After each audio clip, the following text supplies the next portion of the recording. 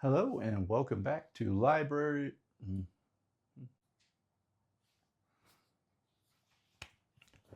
Hello and welcome back to Library Books Are Cool. My name is Alex. Thank you so much for being here, man.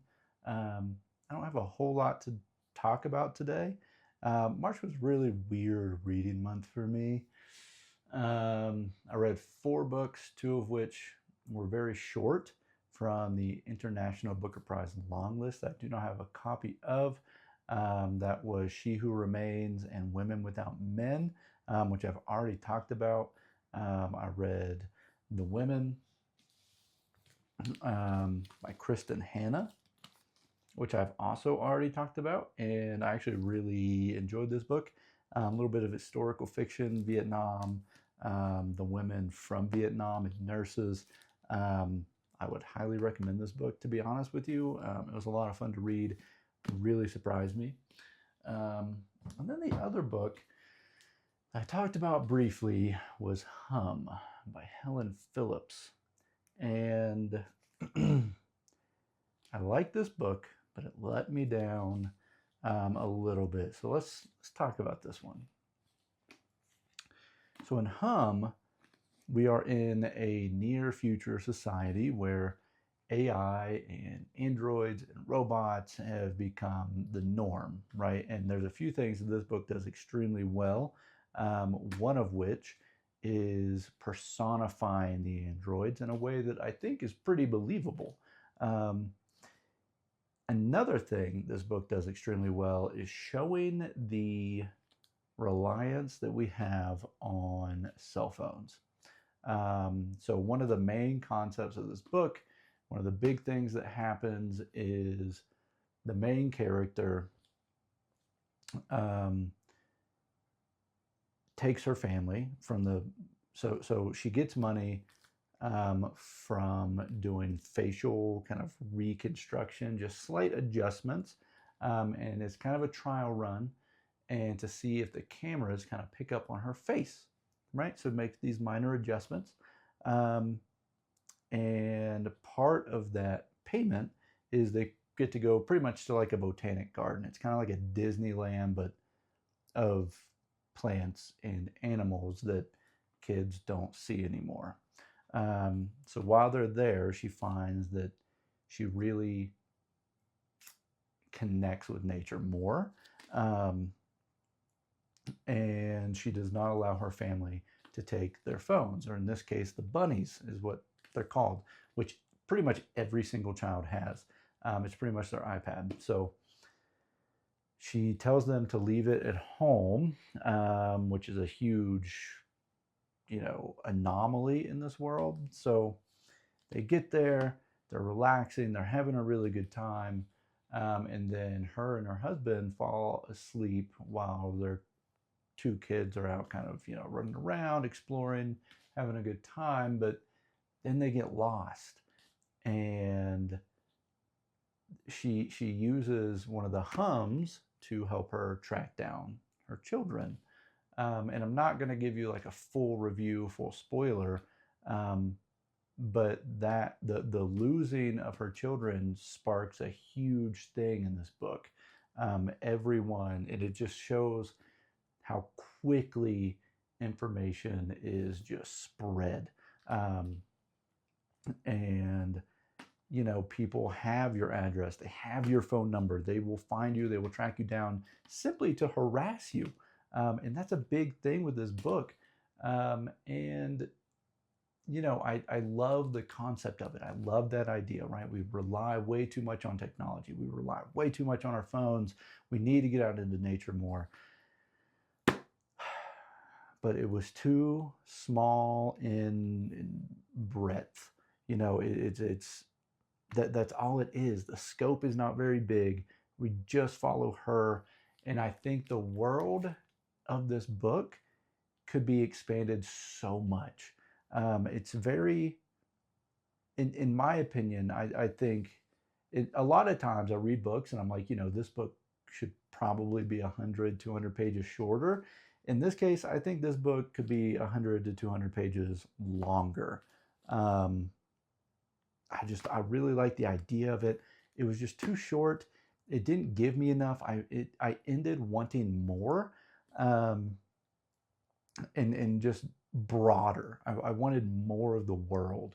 And as an example of like a future society, the book Neuromancer, amazing. That guy coined so many things. Anything you know about the cyberpunk world, you know, neurochips and all this whatnot that is coined from Gibson in Neuromancer. So, but that book is so big. We explore so much of that world, and that's what I wanted from this book. So I didn't get it.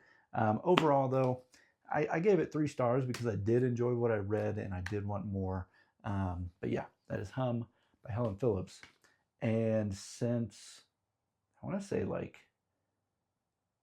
the 10th or something, like that's the only book I read. It's only like 200 pages. And I picked up like at least 10 books, and read like 10, 15, 20 pages, sat it down, moved to the next one. And it was just kind of one of those months. You know what I mean? You ever have those months where you can't just fully commit to a book and you're just kind of all over the place a little bit and you're reading a little bit of this, a little bit of that, but then nothing ever really gets done? That was my March. That was what I did in March. However, good news, I did get A Storm of Swords. And let me tell you, it is probably the best one so far. We get plot, and we get character, and we get so much more fighting. I feel like in this book, it's almost like the story is maturing. It's like blossoming. We're getting so much going on, and I love it. It's so much fun. So that is another one that I will continue to keep you updated on. I'm probably 30% of the way through already, and I've only had it for like 2 weeks. And it's like a 50-hour audiobook, because I just listened to it on my commute to and from work. And yeah, I'm about 30% of the way through, so almost halfway. And let me tell you, if it is intimidating to you, as you read it, it is not nearly as intimidating. It's very easy to read, at least in my opinion. Um, for example, like The Count of Monte Cristo, that book is gigantic, but it is so easy to read, and you never want to put it down, ever. The Lord of the Rings trilogy, also very daunting at first, but super easy to read. It's not, you don't feel like you're reading these gigantic tomes. And Game of Thrones or A Song of Ice and Fire, is exactly that way. It doesn't feel like you're reading these massive tomes of books, and it's just a good time. It's a good time. It's a very good, relaxing read. So anyway, on to my April TBR. It's pretty much my March TBR that I did not finish, and the book's kind of renewed automatically. With that said, I also have a book from February that has been renewed twice now, that I also intend on reading. So let's just get to those real quick. So I've already talked about all of these books. And the first one is from February. It is The Color Purple by Alice Walker. And boy, do I just want to jump back into this one, man. How many pages in am I in this one? Only 65 pages, And to be honest with you, it's not that I didn't like this book. Not that at all. In February, I read a lot of very heavy books, and this book is no different. It is extremely heavy and one of those books that is difficult to read. So I took a break from it, but I'm very excited to get back into this one. Another one, I'm about, I'd say, halfway through this one. Ernest Hemingway's In Our Time. I'm about halfway, maybe a little less. Super short book, though. Super short read. See if I can get that in there. 150 pages. Yeah, it's only 150 pages. Just a collection of short stories. I'm really actually enjoying it. I will say this is one of his probably more racist novel or collections, I guess. Um, but that's a difficult thing to read through. But yeah, about halfway. Um, I'll get to that one next. I've not talked about this one yet, but I'm very, very excited. I'm very excited to tell you about this one. Okay, John Steinbeck's Our Winter of Discontent, or The Winter of Our Discontent, sorry. 10 pages. I'm only 10 pages into this one. Like I said, man, I think I picked up like at least 10 books where I read 10, 20, 15 pages out of them and then moved on. So I'm probably going to restart this one. I wasn't super focused when I started this, so I'm just going to restart it. I'm not very far in, so it's not a huge deal. But yeah, The Winter of Our Discontent. And then tomorrow and tomorrow and tomorrow. That is another one. Man, I'm telling you, I actually didn't pick this one up at all.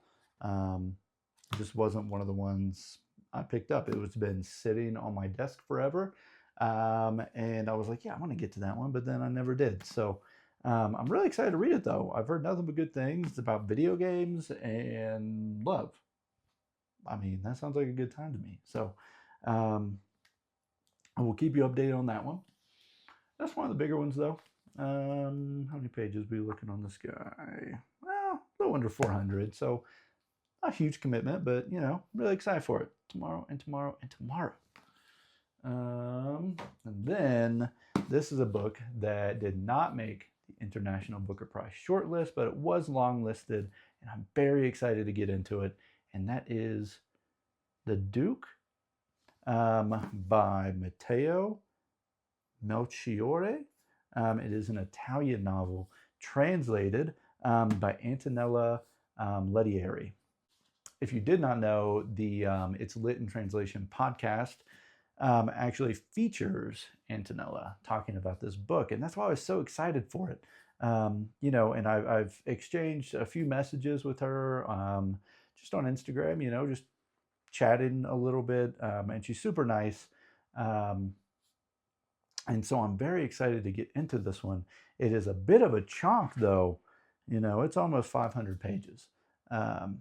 And if you listen to that podcast, now I'm not obviously sponsored by them or anything, but it was one of the things that really got me into this translated literature. And hearing the process of the translation and what it takes to actually translate such a large book is almost incomprehensible to me because, one, I cannot speak more than one language.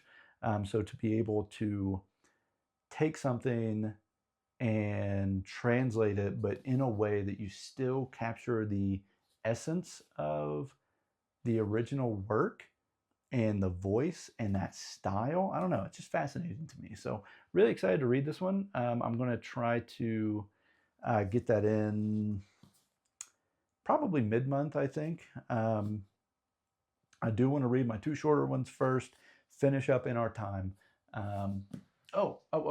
Something I did forget is Norwegian Wood. I finished that one. Was not super impressed. I already talked about it, but I wouldn't consider that a book I really read in March. I started that in like January. It's just, I wasn't super impressed. I had more expectations for it.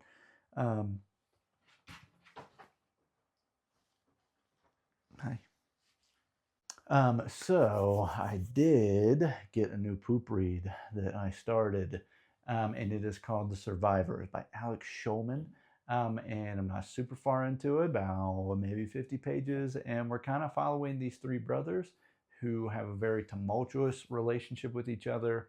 They're returning their mother's ashes to their childhood home, and we're kind of getting flashbacks of kind of their abusive father and them as children, and then to present day where they are at the house with their mother's urn, and they're pretty much fighting each other, and police show up, and it's a good time. It's pretty good so far. I'd